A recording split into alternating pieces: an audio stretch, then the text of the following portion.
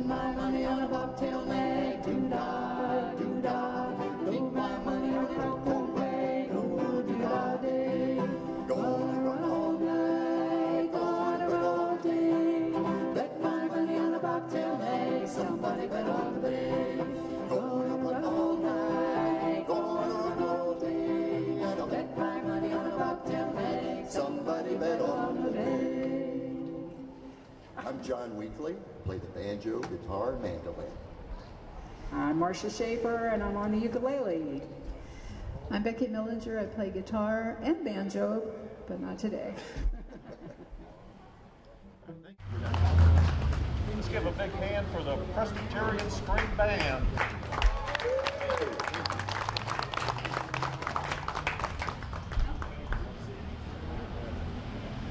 Good morning. My name is Gustavus St. Jem. I'm the brother of Lieutenant Colonel J. Felix St. James, who you might remember was killed in February of 1862 at the Battle of Shiloh. It's not the first time that somebody from St. Genevieve was involved in a Civil War event.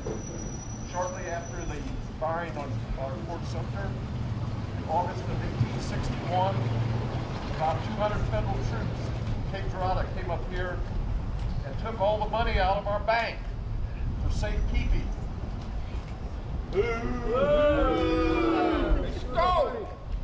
Herman Rozier, the banker, went with that money to St. Louis to make sure it was handled correctly. It was almost $56,000. The reason they took that money out of the bank is that we were a very divided town. When the French were first here, we had enslaved people. A lot of the Americans who first came here after the Louisiana Purchase were also slave owners from Kentucky and Tennessee. We had an influx of Germans, and they were anti-slavery. So this was a very divided town. We never had a battle here, but we did have bushwhackers that came around this area. You may have heard of that notorious bushwhacker named Sam Hildebrand. His brother had been in this jail right here for horse thievery, and a mob broke him out, hung him by his neck. That's why Sam Hildebrand started being a bushwhacker. A bunch of secessionists also called out William Pickle, after whom Pickle Springs is named. He was living over by Valley Forge near Farmington, and he was suspected of being a Union spy. So some bushwhackers went to his house, called him out, and killed him. So it happened.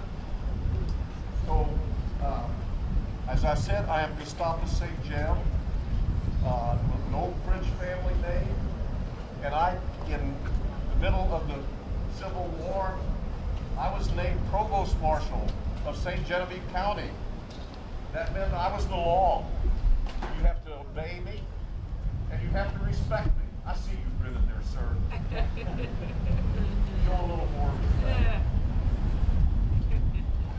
So, as I said, there's a lot of secessionists here. How about showing a little more respect for constitutional government, Mr. St. James?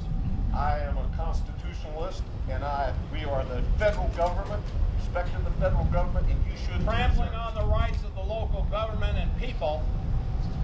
That's because you are ne'er-do-wells. Who elected you chief cook and bottle washer? The general up in St. Louis. He was in charge of this whole district. He doesn't live here. I do, and I am the law. And since there are so many of you here that are for Southern sympathizers, I am declaring martial law.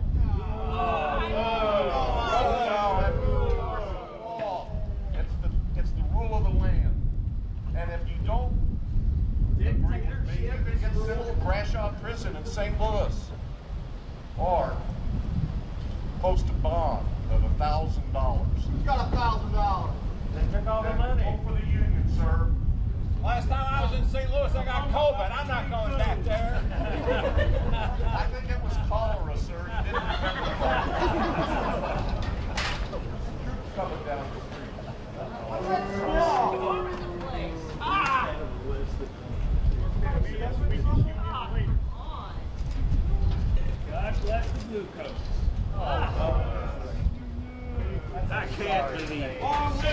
Shelby! Yay, go!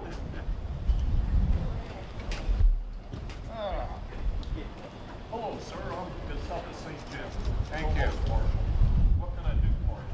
Well, first of all, sir, have you forgotten how to salute a superior officer? Very good. Provost Marshal, I'm here to inform you, Company H of the 3rd Missouri State Militia Cavalry will be stationed here in St. Genevieve. For what reason, sir? I require suitable housing for my men, myself, and our horses. Well, I think we can set you up here on the courthouse lawn. Well, I've got a couple of houses I can rent you. I got a hog pen you can sleep in. What? Is that where you sleep, pig face? That is unsuitable. Unsuitable? Unsuitable. You can't control this county or this town. We are here because you can't do your job. And you expect us to live in tents and pay you rent so you can get rich? You can do either or. What would you like to do? What about the courthouse? Well, that's where we conduct business. That's where we sign deeds and record things and we have court. You can't be in there. Come with me, sir. Go home, Yankee. Ladies and gentlemen, this is ridiculous.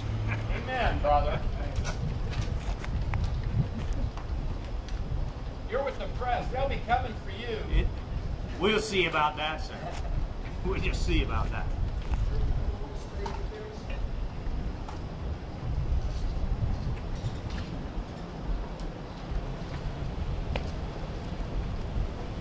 I'm coming.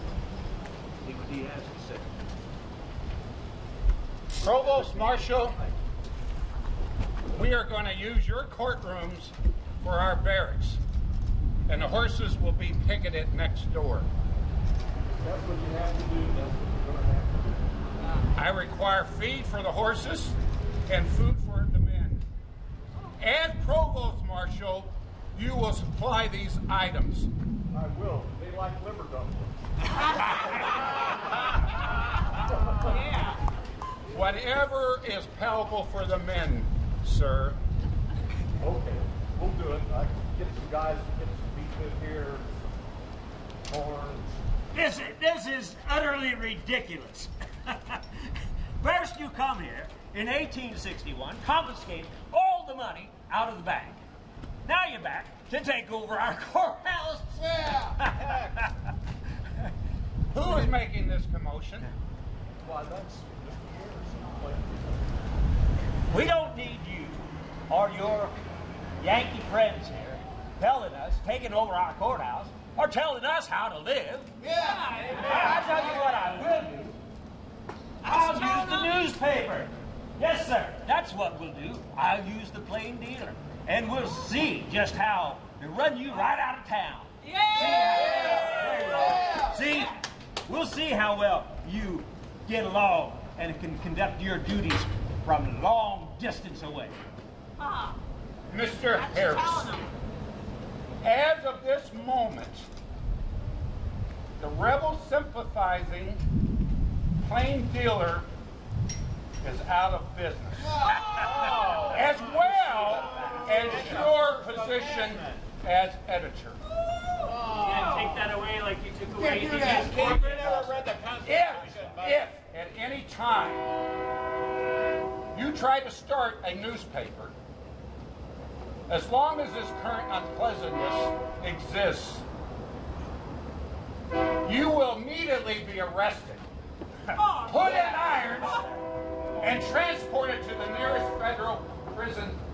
This is still a free country, sir. I think that you need to read our Constitution and just what it has to say. That's about Sorry to take this man into custody. We'll see about this. Put people in jail. He's a freedom.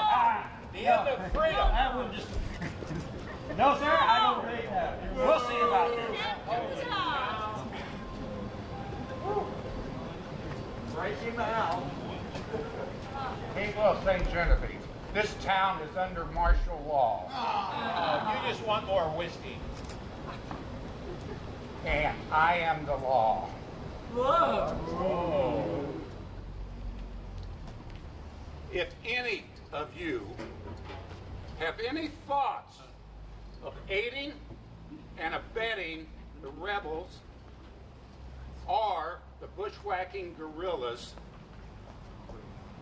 these actions are considered treason against the Union,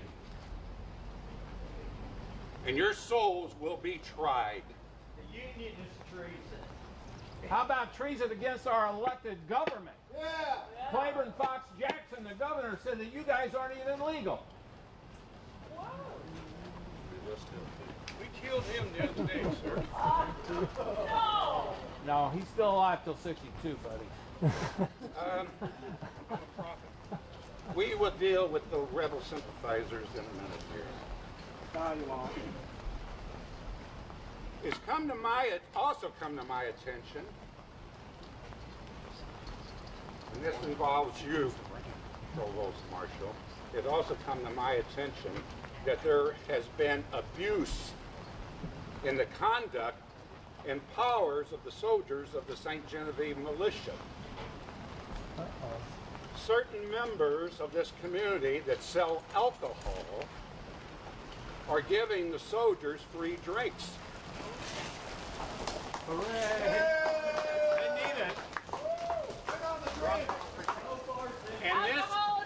And this will no longer be tolerated. I have not been able to determine the circumstances for the free drinks, but it will stop. Sergeant, assemble the men. And attention order. Attention order.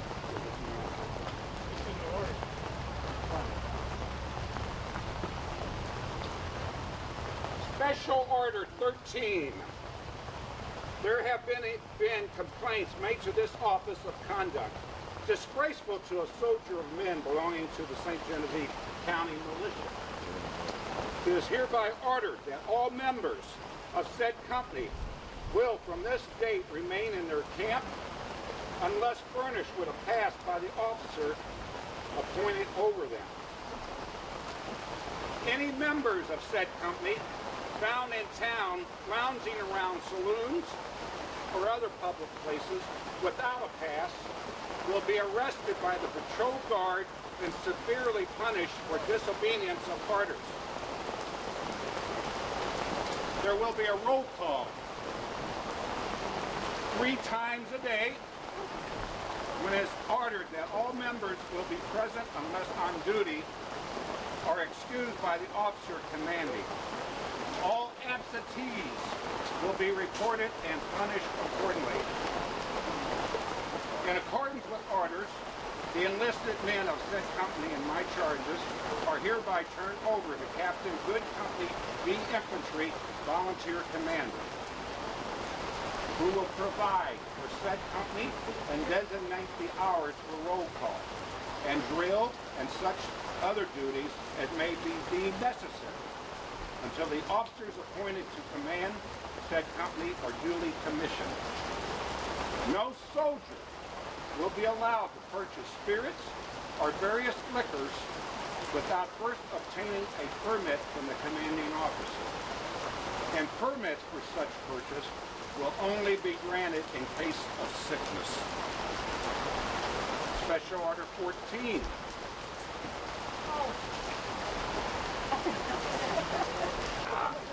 I'm starting to feel sick. Come on. Madam, you're not a soldier. The attention of Special Order 14. These attention of keepers and vendors of spirits and various liquors is hereby called the Special Order Number 1, previously issued by the office of the Provost Marshal. If I did. In reference to the sale, gift, or disposal of spirits and various liquors to soldiers and non-commissioned officers. All violations of said orders will be summarily dealt with in accordance with provisions in said order number 1. Obviously, they have not been followed, Provost Marshal. Most of them are Germans. This is still the Union Army. Beer. This is still the Union Army. Not drinking. These orders go into effect as of now, and to be posted throughout the town and the camp.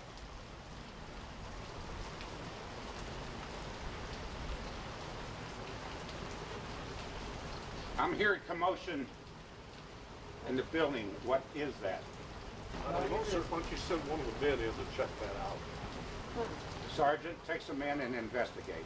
I bet you they don't feel that good. Rig up.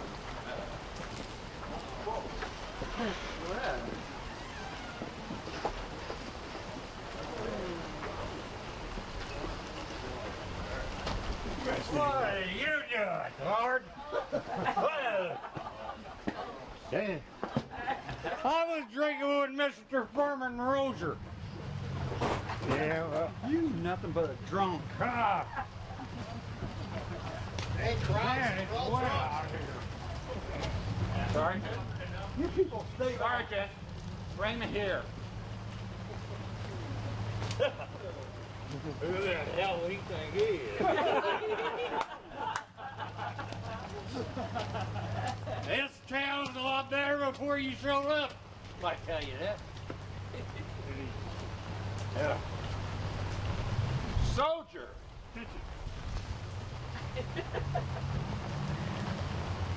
You are a disgrace I don't know, the wife likes me. to the uniform and to the Union. I should have stayed out of jail. Drunk in the middle of the day.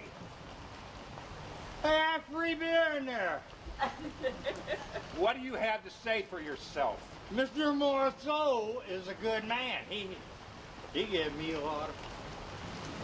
That's what you need, a couple of drinks. You wouldn't be so stiff. Soldier, you are confined to the local jail for 1 week. Can Sarge here get me a couple of bottles and bring it over there? While in prison, you have no privileges. None. None. Sounds like being at home with the wife.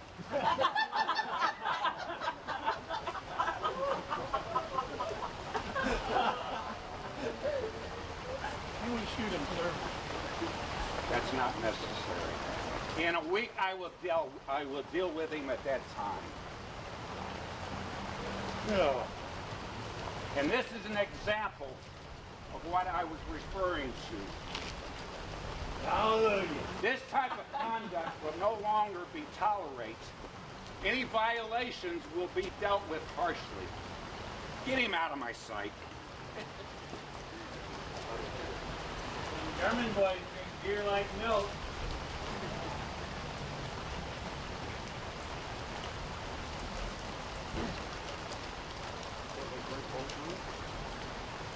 No alcohol. I think we'll have some desertions.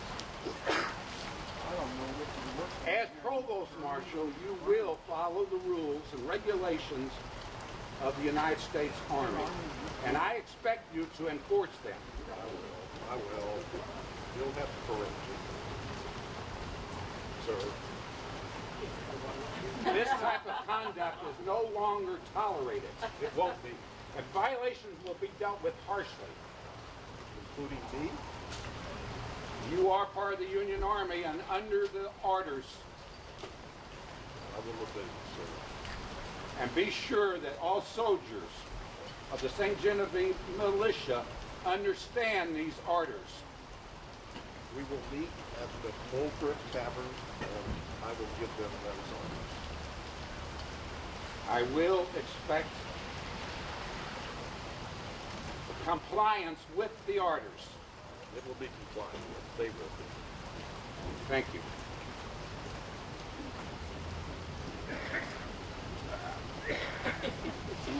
A little wet here today. But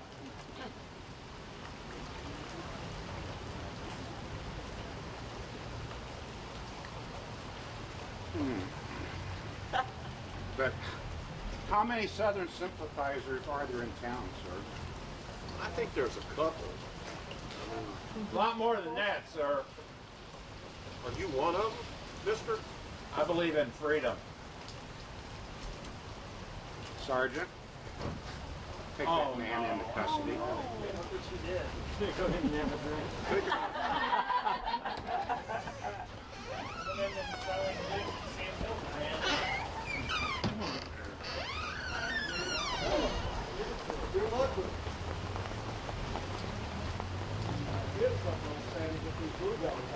That's right. That's that general over there. All right. Big mouth. People of St. Genevieve, this town is under martial law, and free as I see it. That man, as a rebel sympathizer, is going to be put in jail. He is going to be put in jail. No. And will be transported to the Gratian Federal Prison in St. Louis Oh, that can't be done. No. as soon as arrangements can be made. Oh. And if you want to go visit him, you have to get a pass from me. Or the captain. Yeah. I think he just ran out the back door. That's just like him.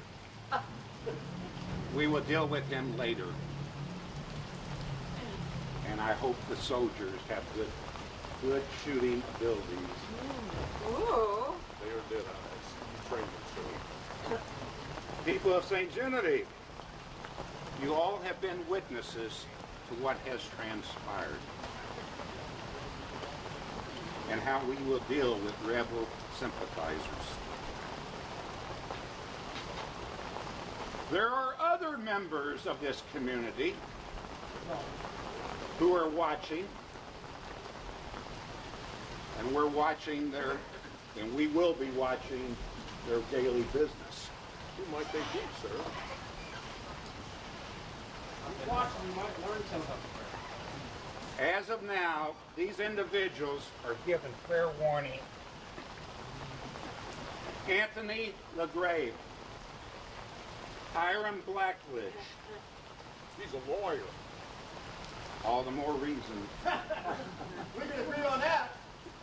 Hiram Blackledge, I said that, okay. Francis Roser, Furman Roser, Eli Lecomte, Franklin Leavenworth, Felix Ballet, He's too old to go to prison.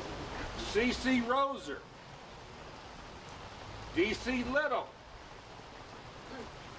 John C. Watkins, Charles R. Smith. These names have been sent to the Provost Marshal Commander in St. Louis. And I will keep an eye on them, very close eye. Oh, you might as well just lock us all up. Yeah, that can be done, lady. Keep it up. Yeah. All I need to do is give the word, and you will be on your way to Gratian Prison. Oh, we got to give the word on Santa coming when you out of town. That's right. Who is that? Hey, who are you? Old Joe and the Iron Brigade's not far away either. From over there, like a big valley with big river country, with the burning bridges.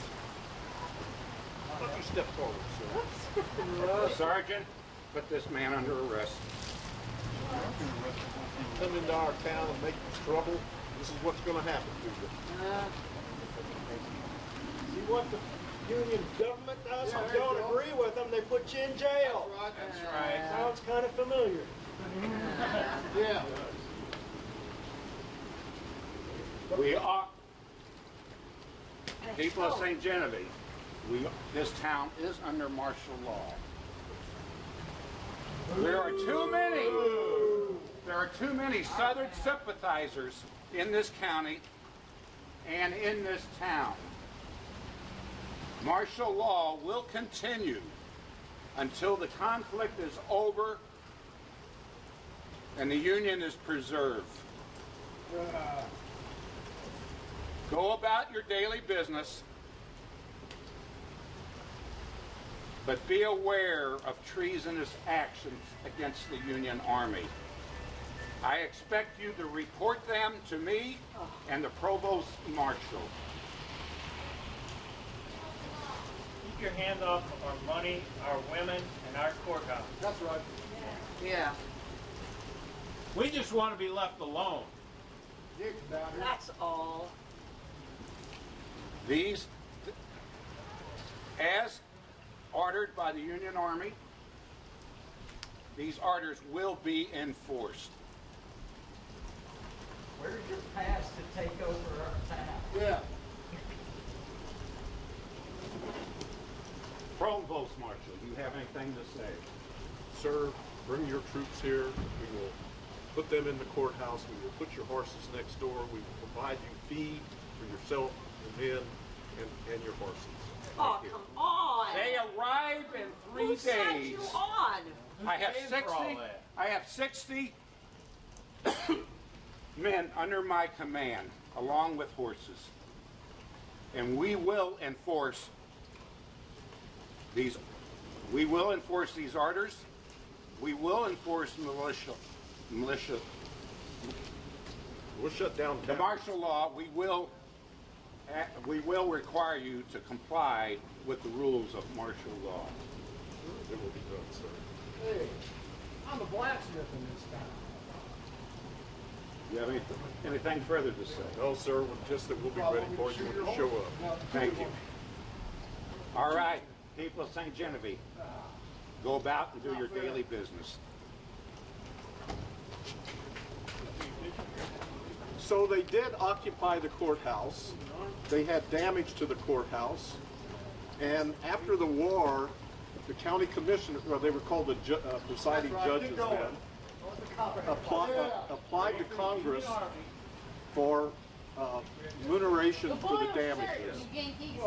Come on, you can't arrest me. So that was in about 1867. In 1906, they finally got some money out of the federal government for damages done to the courthouse.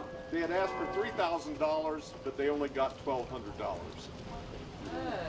And after the war was over, there were still very high tensions here in St. Genevieve. Some of the soldiers that had fought for the Confederacy didn't come back for 7 years because there would be retribution against them.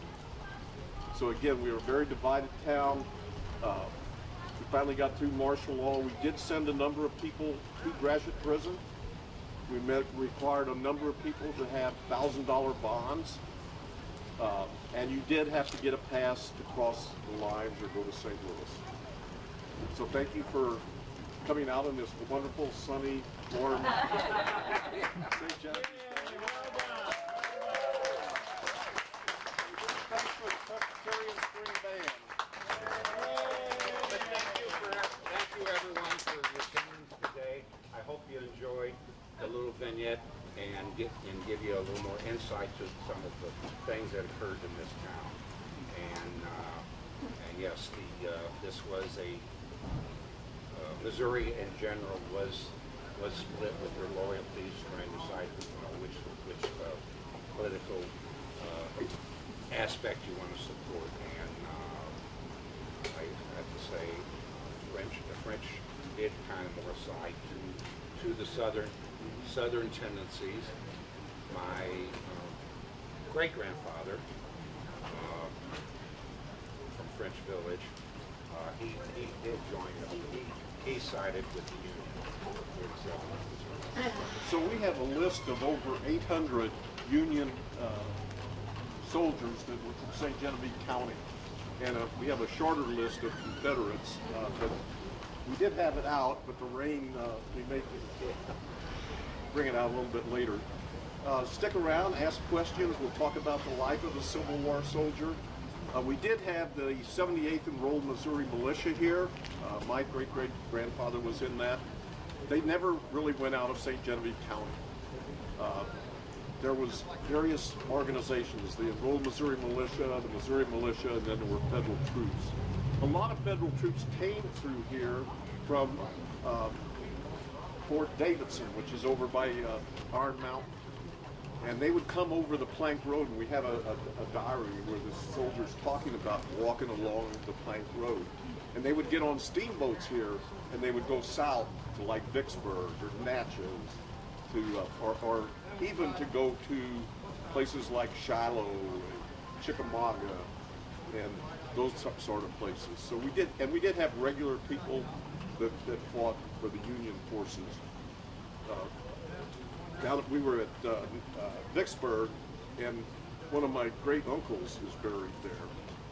And I was with Tom Greminger, and he's a great uncle of Tom. And there was another guy in our group, Scott Reed, whose mother was a worker for St. Genevieve.